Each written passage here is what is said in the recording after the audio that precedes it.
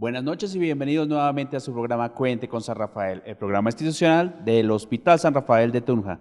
Se nos está acabando el año, pero no podíamos dejar de tocar un tema muy importante. Queremos hablar hoy con ustedes para que tomemos conciencia y miremos más allá de lo que conocemos. Vamos a hablar del VIH-Sida y el programa que se maneja en el Hospital San Rafael de Tunja, B24. Para tratar ese tema tan especial tenemos un médico del programa B24 del Hospital San Rafael, el doctor Miguel Ángel Méndez. Doctor, pues bienvenido a su programa Cuente con San Rafael. Buenas noches, Jaime. Gracias por la invitación al programa. Todos los años nosotros como institución celebramos, obviamente como indicación de la Organización Mundial de la Salud, el día, la celebración el 1 de diciembre todos los años desde hace más de 30 años, Sí, señor. el Día Mundial del VIH, para reconocer esta enfermedad como un problema mundial que afortunadamente por esta misma, como se han dado las cosas de que la Organización Mundial de la Salud le prestó tanta atención a la epidemia de VIH, se ha podido de alguna forma controlar esta infección y ahora pues con resultados muy satisfactorios al momento, donde podemos evidenciar que la prevención y el tratamiento que se está haciendo ha sido efectivo para controlar la epidemia. Bueno, doctor, como usted mismo lo dice, hubo un boom cuando hablaban del VIH, toda la gente se cuidaba, teníamos una incógnita en toda la vida de la comunidad y pasó ese boom. ¿Cómo vamos nosotros ahorita referente al VIH? Porque ha pasado un tiempo, ya no encontramos tanta información en los medios, que los medios nos actualizaban y nos decían cuídese, use el condón, tantas formas que hacer con un paciente. Eso bajó un poquito, pero los resultados se mantienen efectivos.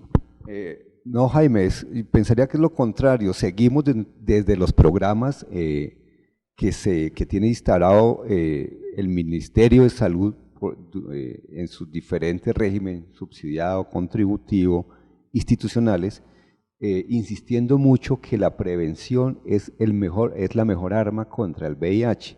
Y dentro de esos prevención, pues obviamente está la utilización, en este caso del condón, como barrera física para evitar el contacto de las secreciones del paciente infectado con el que no está infectado, o así sean pacientes, los dos infectados, para evitar el cruce de estos virus. Sí, esto definitivamente lo que de pronto capto en tu pregunta es que el boom ese que hubo Sí, de alerta medio... era más de miedo a una Sí, enfermedad señor. así desconocida. Obviamente, como se presentó en sus inicios esta epidemia, pues si recordamos que esto fue a principios o en la década de los 80, donde la gran mayoría de los pacientes con este diagnóstico eran homosexuales y muchos de ellos drogadictos. Entonces, de ahí el estigma que quedó de esta infección por el virus del VIH, y obviamente de una forma a veces no científica, sino más bien la noticia roja Sí. de los epidemia rosada, el castigo de Dios, porque homosexuales era el castigo. Entonces se creó una connotación sobre esta enfermedad que quedó en el subconsciente de la gente como una enfermedad catastrófica. A decir verdad, en principio, como no se sabía el tratamiento tampoco, el 100% de los pacientes con SIDA morían porque no Sí, se señor. sabía tratar. Entonces eso creó una sensación de inseguridad con esta enfermedad, y eso mismo hizo que los estados más desarrollados investigaran rápidamente. Estamos hablando de Estados Unidos, Francia, la Comunidad Europea, lo que ahora es la Comunidad Europea, investigaran mucho sobre el VIH y rápidamente salieron los primeros antirretrovirales, y de ahí en adelante surgieron unas nuevas moléculas que desde el 96 se instauró un tratamiento que se llama triconjugado de muy alta eficacia, que es lo que ha permitido de alguna forma controlar la infección en este momento en el mundo. Doctor, ¿por qué hablamos que el VIH es una infección? El VIH es una infección porque es una transmisión de un virus que se llama así virus de la inmunodeficiencia humana, que se transmite de diferentes formas de una persona a otra. Entonces, como tal, por ser un virus, se considera la infección porque es una transmisión que se da entre personas. Sí, señor. Entonces, eso es la connotación de una infección. Nos toca un tema muy importante, doctor. De pronto, lo que usted decía, cuando se comenzó a hablar del SIDA, se manejaron muchas connotaciones que no son las correctas, cómo se transmitía. Coméntenos cómo se transmite realmente el SIDA y en una época se hablaba que hasta por la saliva, que algunas cosas se transmitía, que por contacto nomás con una persona que tuviera esta enfermedad ya se transmitía. Cuéntenos la verdad de este asunto, cómo se transmite. Claro que sí, Jaime. El VIH como tal, y específicamente en nuestro medio, hablando de Colombia, la gran mayoría, casi que el 95% de las transmisiones son por relaciones sexuales. Llámese relaciones sexuales hombres que tienen sexo con hombres o relaciones heterosexuales, hombres. Perfecto. Otra forma de transmisión, obviamente, que se ha también controlado mucho, se siguen presentando desafortunadamente casos, es la transmisión materno-infantil durante el embarazo, pero principalmente durante el parto, que hay contacto de secreciones de sangre, y durante la lactancia puede haber la transmisión del virus del VIH de la madre al bebé. Y la otra forma de transmisión, entonces ya llevamos relaciones sexuales, transmisión vertical, y la otra es cuando entra en contacto, generalmente por accidentes laborales, ponzaduras, con sangre de pacientes o de personas que están infectadas y otra persona, pues por alguna circunstancia se chuza la piel o se hace una herida, se hace una laceración, entonces se puede transmitir. Son muy pocas, pero son posibilidades de transmisión. Doctor, ¿hay algún tiempo establecido para decir esta persona tiene SIDA y en tanto tiempo desarrollas la enfermedad? Se han establecido tiempos en la infección con el VIH, es cierto, y nosotros hablamos de que existe desde la primoinfección, de cuando llega el virus a entrar en el organismo, se puede desarrollar, se puede establecer la infección como tal en las primeras 72 horas. Hasta ese tiempo habría posibilidades de hacer una profilaxis y evitar si yo tuve contacto con el virus, lo pueda detener si tengo algún tratamiento específico.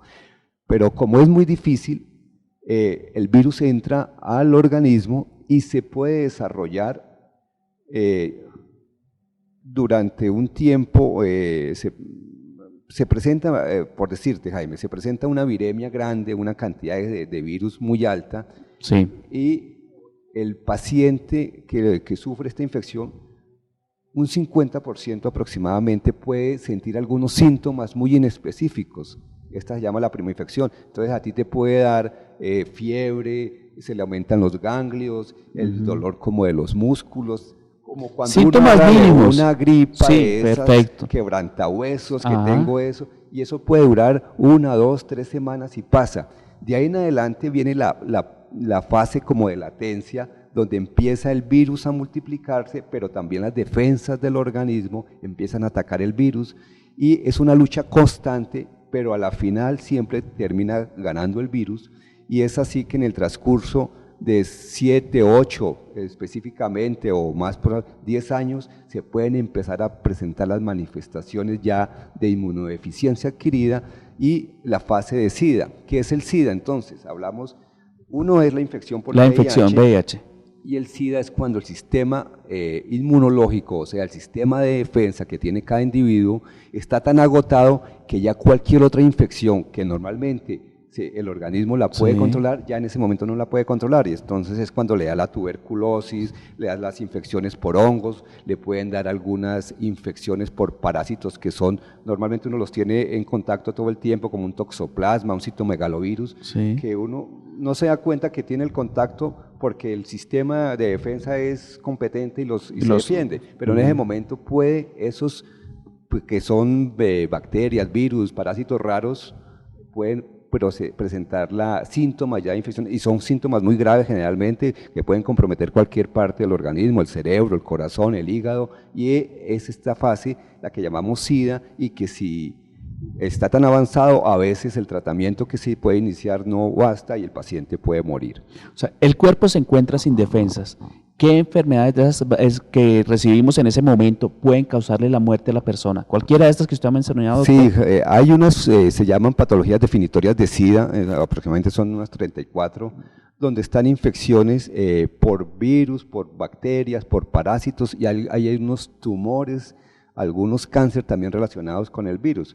Para todos o para mucha gente, cuando al principio de la epidemia escuchábamos mucho del sarcoma de Kaposi, hay unos que son unas manifestaciones en las mucosas y en la piel de un tipo de cáncer que pues si no se trata pues lleva a la muerte. Hay algunos tumores cerebrales, hay algunos tumores de los ganglios que se pueden desarrollar asociados a virus y pueden causar la muerte. Pero las grandes infecciones, o las más conocidas, y que para nosotros ha representado un riesgo o un reto nuevamente en salud pública, es la tuberculosis, específicamente son infecciones que se pueden presentar en comunidades muy cerradas, estamos hablando de colegios, cárceles, donde por ser tan estrecho el contacto entre el paciente y los que están alrededor puede transmitirse. Entonces ha habido una relación muy directa entre VIH y tuberculosis en este momento a nivel mundial. Eso es como lo llamativo y lo preocupante de la infección. Bueno, doctor, estamos hablando ya de la parte de las consecuencias, lo más grave que puede pasar, pero también hay algo que puede salir de las personas, es el cuidarse. ¿Qué debe hacer una persona que se quiere cuidar y que quiere no llegar a tener esta enfermedad nunca en su familia, en su vida, en el grupo de sus amigos?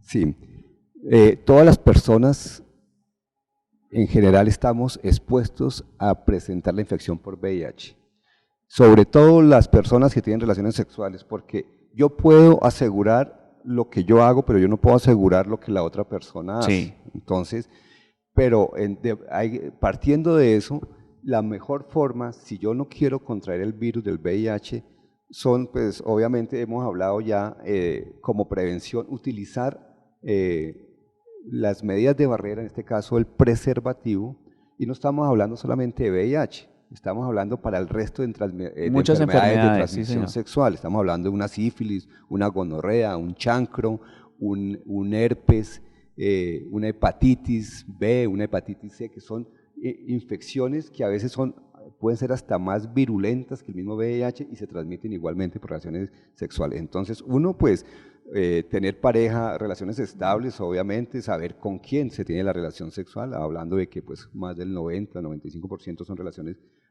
infecciones por relación sexual, y obviamente cuando se tienen las relaciones, cuando es una persona que no es de la confianza, no sabemos utilizar el preservativo como una medida de barrera de protección. Bueno, vamos a ver unos mensajes de interés, ya regresamos con este tema, vamos a hablar también del preservativo femenino, porque también ellas también se pueden cuidar y pueden seguir con un ciclo familiar normal. Vamos a hablar de estos temas después de estos mensajes de interés. Muchas gracias por seguir.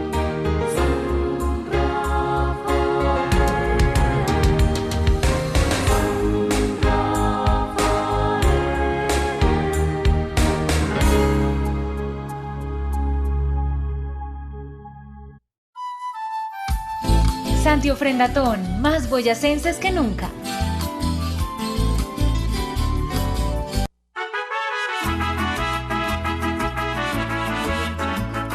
Querido Santividente, quiero invitarte este 11 de diciembre para que me acompañes a Ciudad de México. Estaremos celebrando la fiesta de Nuestra Señora de Guadalupe allí en su santuario de Ciudad de México. Salimos el 11 de diciembre aquí de Bogotá, estaremos allí el 12 en la Basílica de Nuestra Señora de Guadalupe, en su cumpleaños, en su celebración. Ella es la emperatriz de América Latina. Ella tiene una gran protección por nuestro continente latinoamericano. Por eso no olvidemos, salimos el 11 de diciembre a peregrinar allí a nuestra Basílica de Guadalupe. No vayas.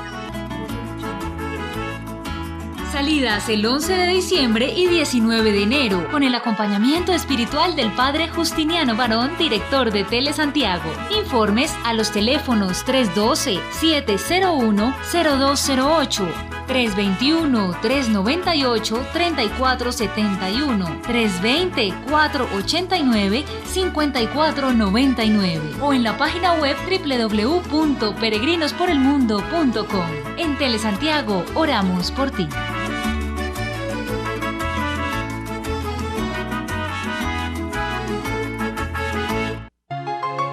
En la empresa social del Estado, Hospital San Rafael de Tunja, trabajamos para brindar servicios más humanizados, más seguros, de alta complejidad, bajo los estándares de acreditación, en beneficio del paciente y su familia, acciones con las que seguimos construyendo camino a la excelencia. Les invitamos a seguir estos consejos que harán más agradable su estadía en el hospital. Ingreso. Para lograr una oportuna atención al paciente siempre debe pasar por el consultorio donde se le realizará un triage. Este está ubicado en la entrada del servicio de urgencias. No olvide tener a mano su documento de identidad y el carnet de salud. Recuerde que las mujeres en estado de embarazo, remisiones, pacientes en estado crítico y menores de 30 días de nacido no requieren pasar por el triage. Para lograr su identificación dentro del hospital, usted recibirá una manilla donde encontrará sus datos personales, nombre y cédula de ciudadanía. En caso de pérdida o daño de la manilla, informe al personal de enfermería, quien realizará la sustitución. Una vez termine su estancia en el hospital, el equipo de enfermeros retirará la manilla de identificación.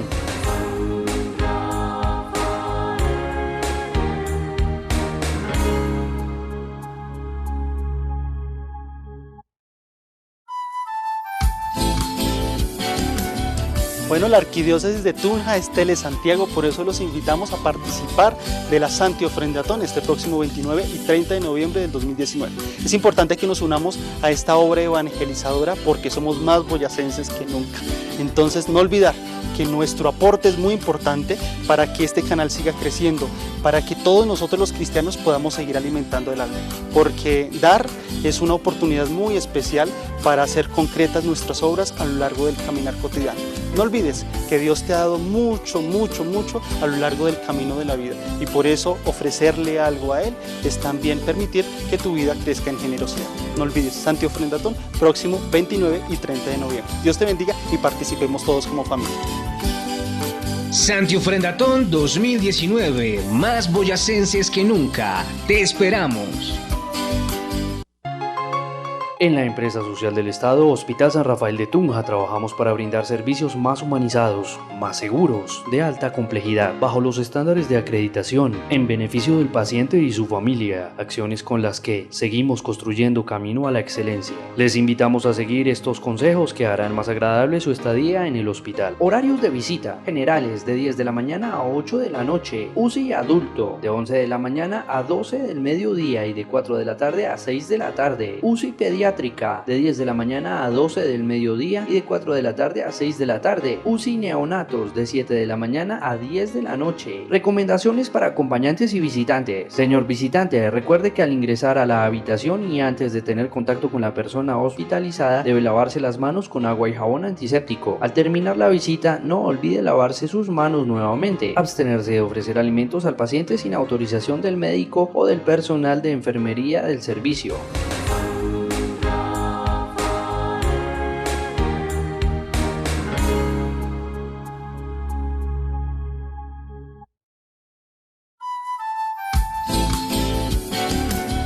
Hola, yo soy Roland Barriga, camarógrafo de este canal desde hace 4 años, y te doy gracias por hacer parte de la familia Telesantiago. Estamos seguros que con tu valioso y generoso aporte continuaremos llevando la palabra del Señor a quien más lo necesite. Da al Señor como Él te ha dado a ti, porque Él sabe pagar y te devolverá 7 veces más. Santi Ofrendatón 2019, te esperamos.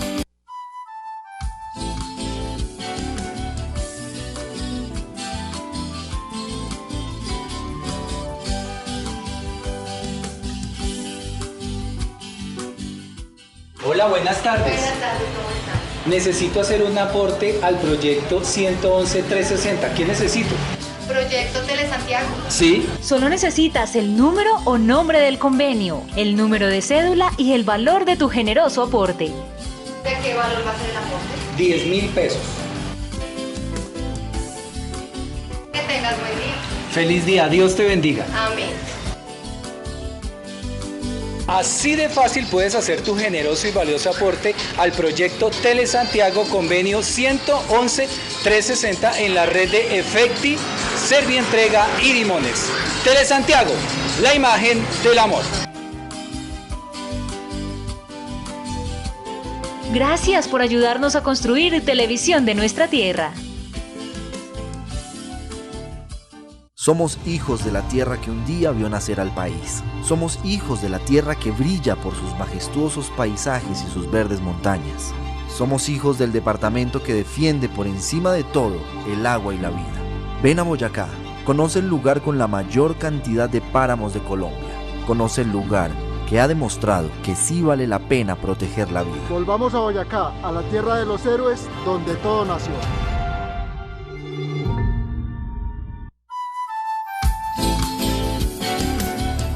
Desde el Servicio Pastoral de Catequesis enviamos un saludo a todos los televidentes y los invitamos a participar los días 29 y 30 de noviembre de la Santi Ofrendatón, obra que se organiza para contribuir con la obra de evangelización del canal Telesantiago. Santi Ofrendatón 2019, más boyacenses que nunca. Te esperamos. Aunque no lo creas, Boyacá tiene playa. Esta es una playa única, a 3.100 metros de altura. Playa Blanca enaltece la belleza propia del lago de Tota, el segundo lago navegable a mayor altura de América del Sur. Es sin duda una de las maravillas naturales del departamento de Boyacá. Disfrutémoslo y cuidémoslo, porque el lago de Tota es de todos. Corpo Boyacá, región estratégica para la sostenibilidad. Santi Ofrendatón, más boyacenses que nunca.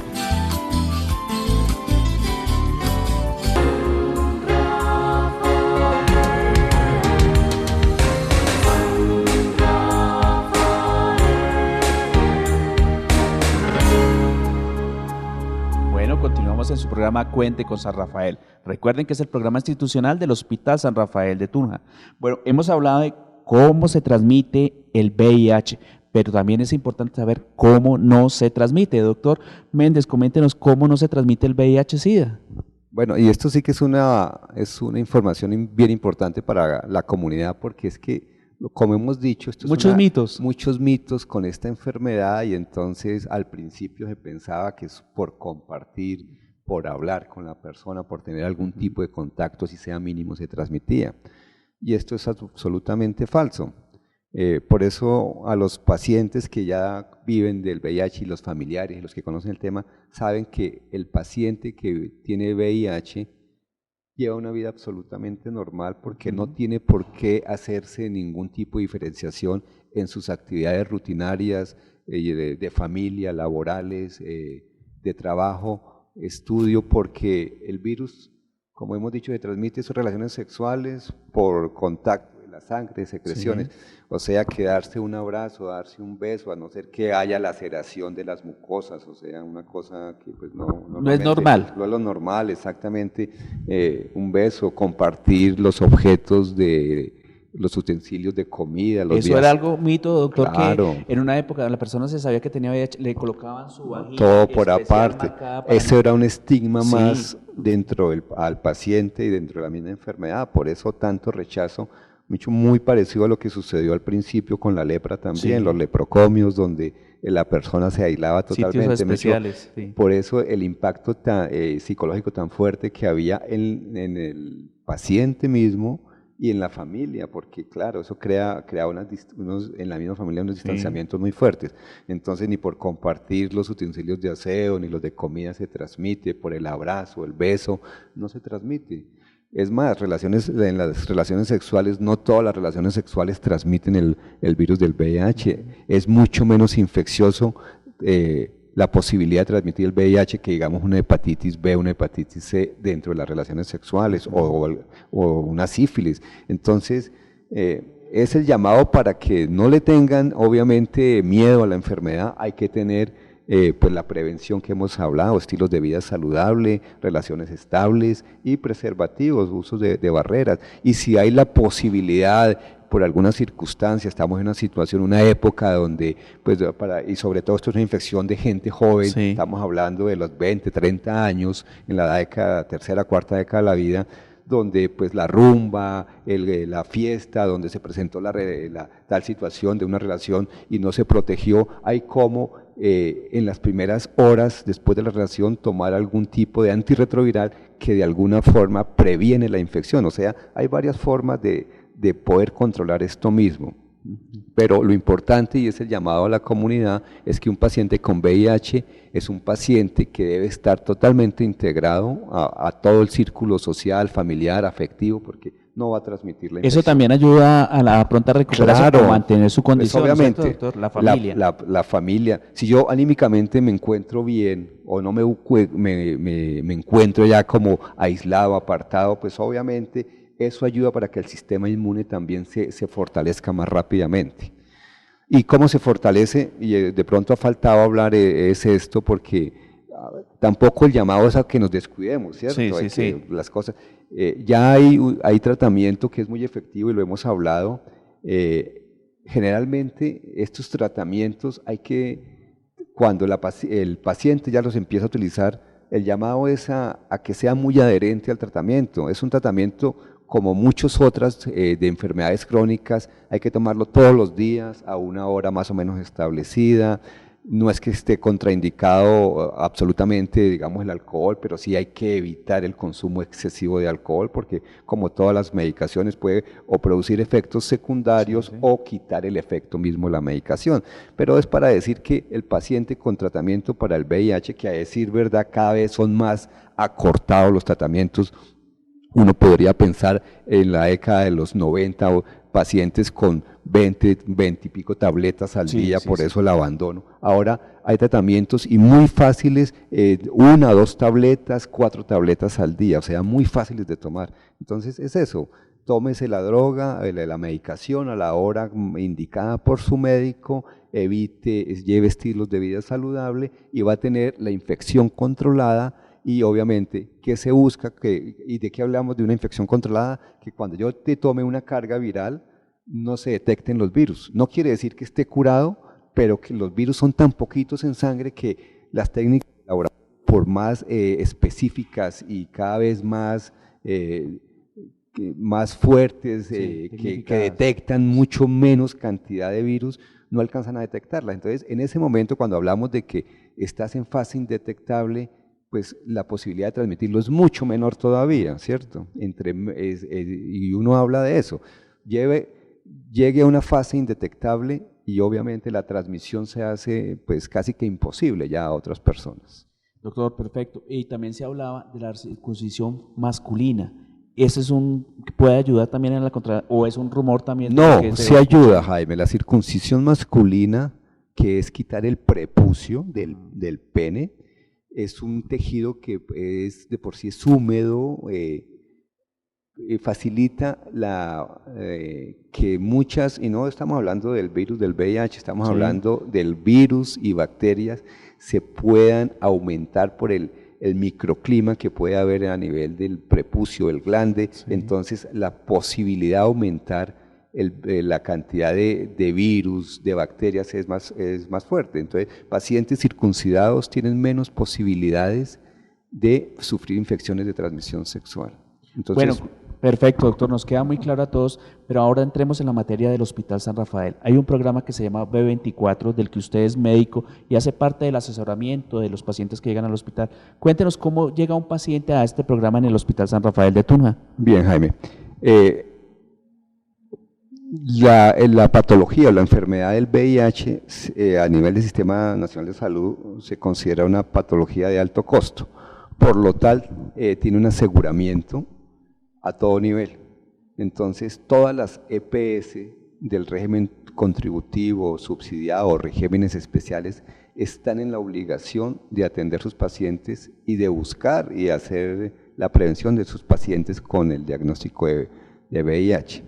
El hospital hace aproximadamente 10 años, cuando no habían todos los programas en la CPS, instauró un programa institucional para atención de pacientes. En ese momento todavía se encontraban en lo que llamamos vinculados, que no tenían ningún régimen ni subsidiado, sino eran vinculados al sistema de salud, o sea, por el ente territorial, o sea, la Secretaría de Salud de Boyacá, habían se diagnosticaban pacientes, entonces sin ese aseguramiento, entonces nos lo mandaban a nosotros porque ninguna otra institución los iba a ver. Y obviamente el hospital contrató con algunas EPS desde los dos regímenes y construimos un programa de atención a estos pacientes. Entonces, en este momento el hospital cuenta con algunos contratos entonces los pacientes de esas EPS que se les diagnostica no lo mandan y nosotros hacemos el seguimiento y control. Es un seguimiento que se hace por un grupo interdisciplinario en cabeza del infectólogo, está el médico experto, que en ese caso es la atención que yo doy, está la enfermera del programa, está una nutricionista, una psicóloga, una trabajadora social y una química, un químico farmacéutico. Todo esto es integrado dentro del plan que tiene el Ministerio de Salud, que son los grupos interdisciplinarios para manejar esta patología. Porque no solamente es dar un tratamiento, decir tomes esta medicación, es todo lo que hemos hablado del contorno psicosocial del paciente que se trata también.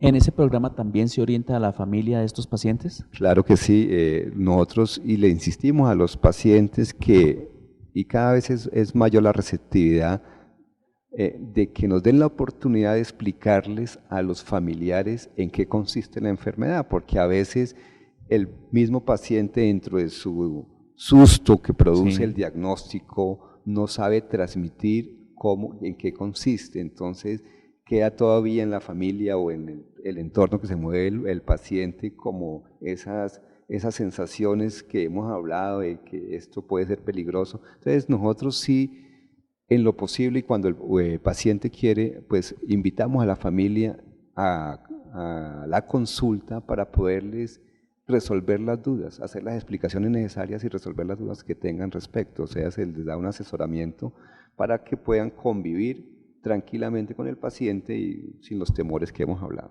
Doctor, gracias al programa, por ejemplo, en el caso del hospital grabamos videos internos para mostrarle a las mismas personas que llegan con estos problemas cómo se encuentran los pacientes y hablamos con ellos si son pacientes normales que siguen su vida normal.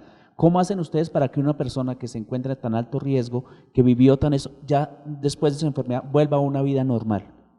Eso ha sido de las experiencias más satisfactorias que hemos tenido dentro del programa, porque sí hemos hecho grabaciones para algunas internas para unos espacios intrainstitucionales en los cuales los pacientes, obviamente con la autorización de ellos, nos han contado las experiencias de vida de lo que ha sido su diagnóstico y después el tratamiento y qué es lo que ha pasado con sus vidas. Lo más satisfactorio es que, si no es el 100%, sí un porcentaje muy alto, ha cambiado el estilo de vida para bien.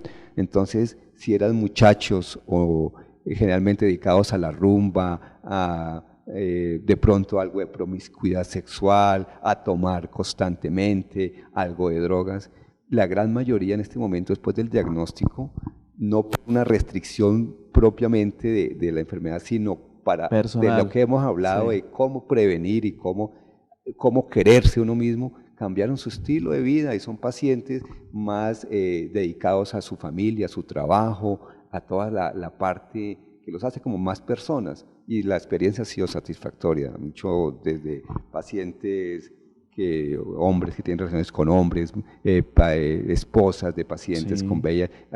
La experiencia de verdad que ha sido muy satisfactoria. Se les ha enseñado a vivir nuevamente en comunidad. Claro, se dan cuenta que eso es la oportunidad de vida, de que no era lo que... Y la gente cambia, es como cuando le pasa un suceso a uno fuerte, que uno dice, por Dios, esto quiere decir que estoy para otras cosas. Y mira que el mensaje de pronto para ellos es ese, estoy para otras cosas y yo puedo desarrollarme como persona y seguro que sí, es un cambio muy positivo. Bueno, con este mensaje muy positivo que nos deja hoy el doctor Méndez, queremos dirigirnos a ustedes y recordarles que el VIH todavía está presente, pero lo podemos controlar y podemos seguir viviendo nuestra vida normal. Agradecemos a ustedes su presencia, como siempre, por acompañarnos en su programa Cuente con San Rafael, y los invitamos a seguirnos a través de las redes sociales Facebook, ES, Hospital San Rafael de Tunja, en nuestra cuenta Twitter, @Hospital San Rafael Tunja, y en nuestra página web www.hospitalsanrafaeltunja.gov.co, y en Telesantiago a través de sus canales de difusión por todo el departamento. Agradecemos su presencia y los esperamos en nuestra próxima edición de Cuente con San Rafael.